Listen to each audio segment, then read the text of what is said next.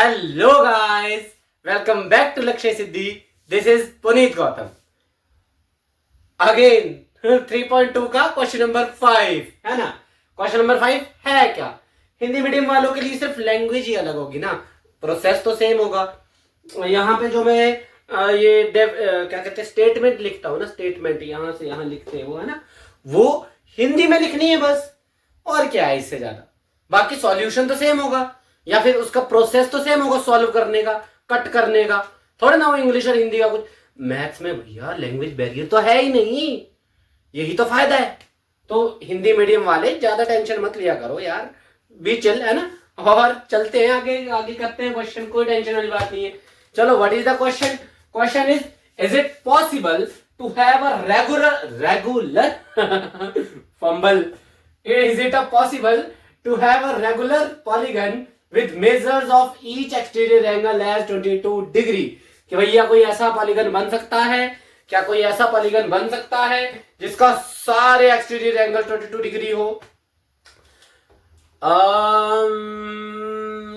बन सकता है या नहीं बन सकता है? जरा तुक्का मारते हैं भाई। मेरी तरफ से तो ना है, बिकॉज 22 जितनी बार हम प्लस कर रहे हैं तो 360 तो आई गेस नहीं आ रहा है, पर लेकिन इतना स्ट्रेस माइंड को क्यों देना? आइए इजी वे बताता हूं। तो पहले फर्स्ट ऑफ ऑल स्टेटमेंट की लाइन हमेशा वहां से शुरू करो। सबसे पहली लाइन हमेशा वो लिखना होता है जो क्वेश्चन में गिवन होता है। और हिंदी मीडियम वालों, जो दिया गया है उसको सबसे पहले लिखो। यहां क्या दिया गया है? The each exterior angle. क्या दिया गया है? एंगल। चलो, तो पहली लाइन क्या लिखेंगे? पहली लाइन लिखेंगे each exterior angle is equal to 22 degree. ठीक है भैया। फिर लिखेंगे हम कैसे? हमें पता है जितने भी एक्सटीरियर एंगल है रेगुलर पॉलीगन के, उनको अगर प्लस कर रहे हैं तो 360 डिग्री आना चाहिए। That mean the sum of all exterior angle is equal to 360 degree, है ना। आओ देख लिख लेते हैं।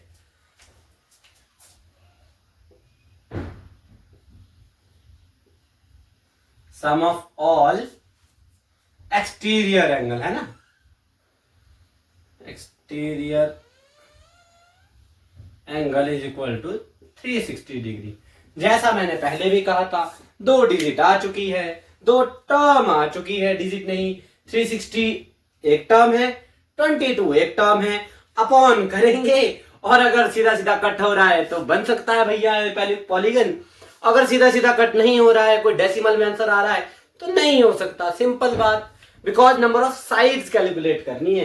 क्या कैलकुलेट करना है? Number of sides. तो नंबर ऑफ साइड पॉइंट में तो हो नहीं सकती, मतलब लाइन साइड मतलब हिंदी मीडियम वालों के लिए लाइन, कि कितनी लाइन का पॉलीगन बनेगा, कितनी लाइन बनेगी उस पॉलीगन में।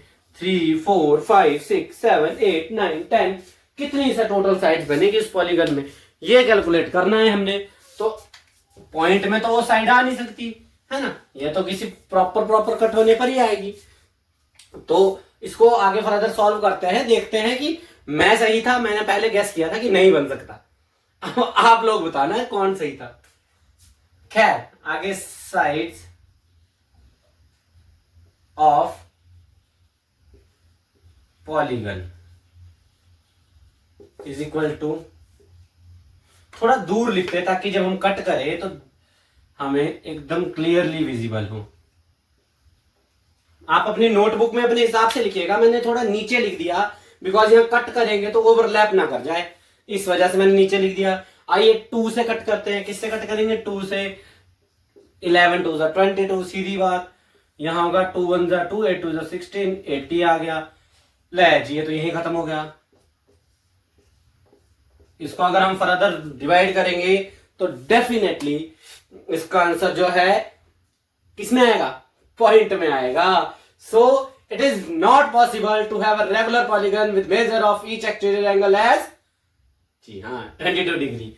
तो ये एक लाइन रह गई, यहां तक आप लोग नोट कर लो। मैं थोड़ा साइड हो जाता हूं बोर्ड से, यहां तक आप लोग नोट कर लो। इसके पॉज करके आप नोट कर सकते हो इसको। इसके बाद जो लास्ट लाइन हमने लिखनी है इस क्वेश्चन को कंप्लीट करने के लिए, वो लिखते हैं अब। ठीक है ना,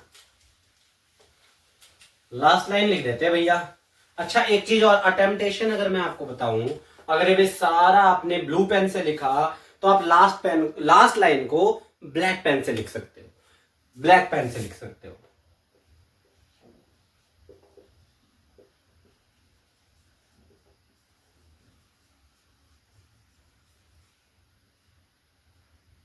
इट इज नॉट पॉसिबल, अरे ए का ओ लग रहा है यार, to have a regular polygon with measures of exterior angle as 22 degree, measures of each exterior angle, अच्छा ये मैं लिखना भूल गया, सॉरी, EACH ना, each exterior angle as 22 degree। तो ये this is the last line। now let's move forward to the second part of this question। कुछ ज्यादा जल्दी तो नहीं मैंने रब कर दिया यार, कर भी दिया होगा तो आई एम सॉरी। इसमें मैं एक बार और इस लाइन को आपको बोल देता हूं, क्योंकि सॉरी यार मैंने कुछ ज्यादा जल्दी रब कर दिया, मैं लिख नहीं सकता, आई एम यू नो बहुत ही आलसी आदमी हूं यार, मैं नहीं लिख सकता दोबारा, मैं ऐसे बोल देता हूं। It is not possible to have a regular polygon, to have a regular, जो भी आगे लाइन में था उससे आगे का लाइन जो थी वो आप इसमें लिख दो, क्वेश्चन में जो जो लिखा था वो आगे का लिख दो, ठीक है। So now let's move forward to the part number 2। So this is the B part of this question. B part में क्या है, कुछ नहीं, can it be an interior angle of a regular polygon and why.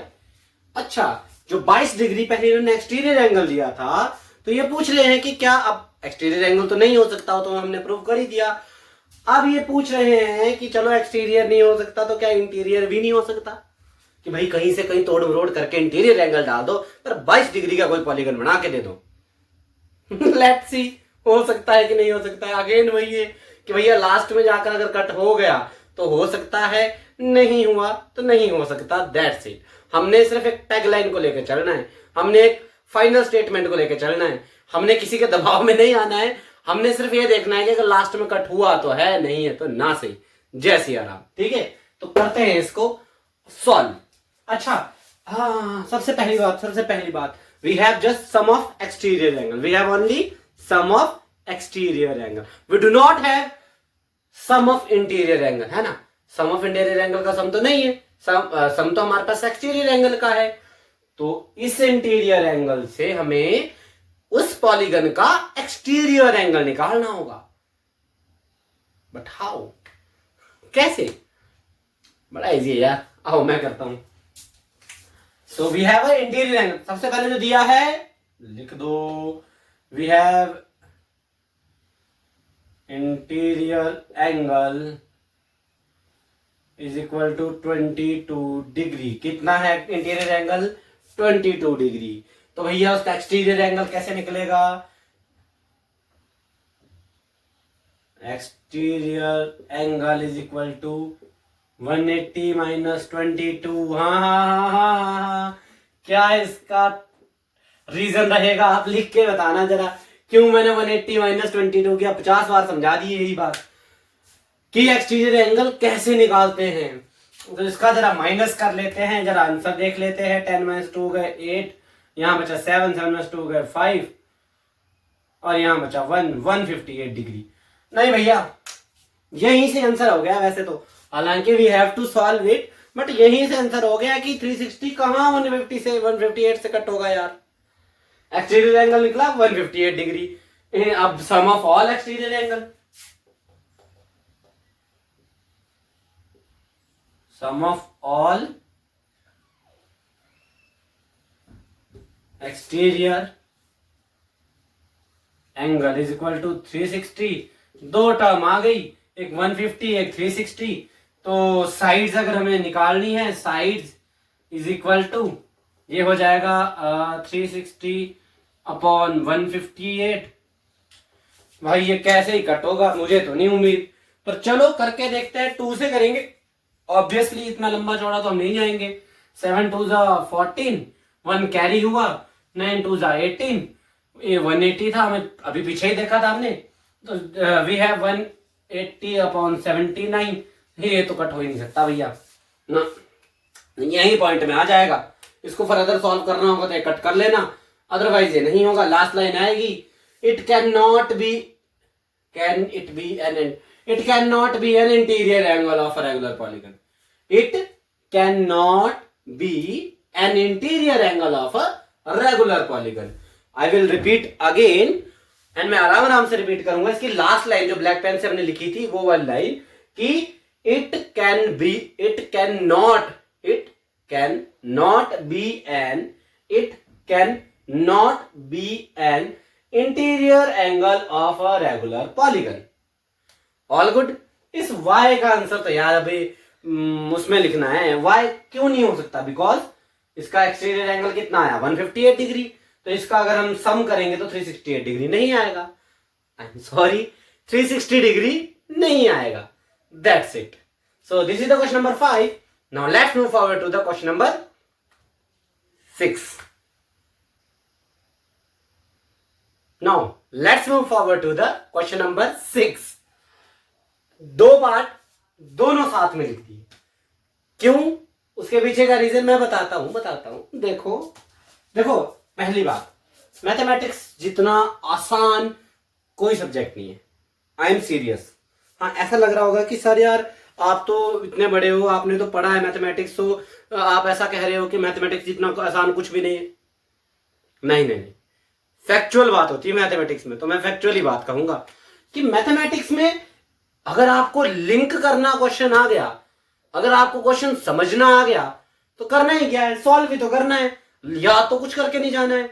अगर इसी चीज को अगर आप हिंदी के साथ कंपेयर करो, चलो हिंदी के साथ कंपेयर करो, हाँ मैं फर्स्ट ऑफ ऑल मैं किसी सब्जेक्ट को बुरा नहीं कह रहा हूं, ठीक है भैया, हिंदी अपने आप में बहुत ज्यादा इंपॉर्टेंट सब्जेक्ट है, बट मैं इसलिए उसे कंसिडर कर रहा हूं इधर फिलहाल क्योंकि वो एक लेंथी सब्जेक्ट होता है, ठीक है। उसके जो आंसर्स होंगे वो लंबे लंबे आंसर्स होंगे, याद करने ही पड़ेंगे आपको उसकी स्टोरी के अकॉर्डिंग उस आंसर को लिखना ही पड़ेगा।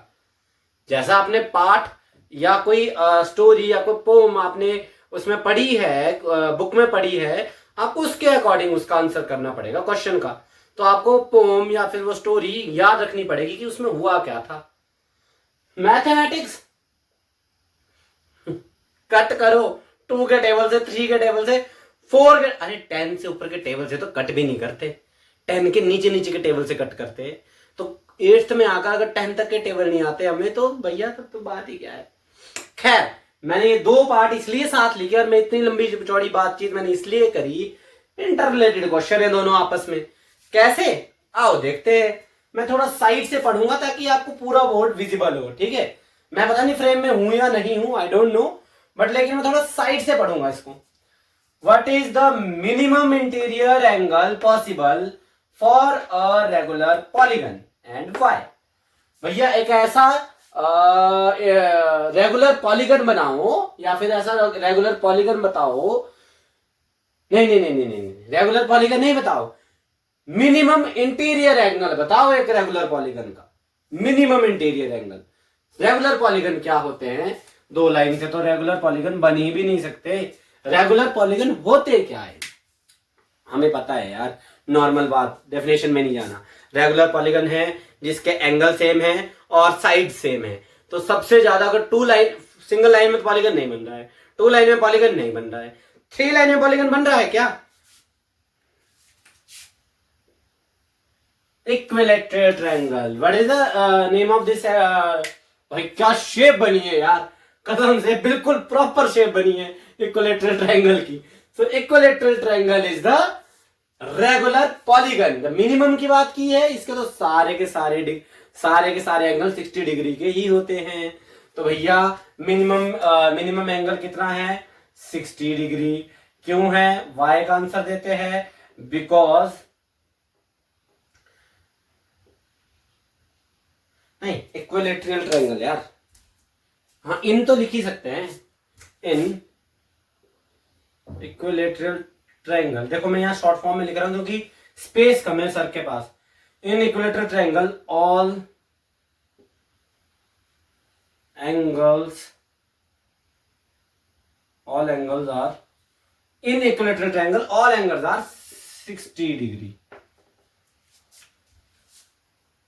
मतलब जो भी है, अब इसको अगर लाइन मेरी गलत भी होगी तो आप इसको अपने हिसाब से तोड़ मरोड़ करके, ये हमने सिर्फ ये प्रूव करना है कि भैया सारे के सारे डिग्री कितना है 60 डिग्री है, बस ज्यादा कोई मत्था पच्ची नहीं करनी है हमें, ठीक है।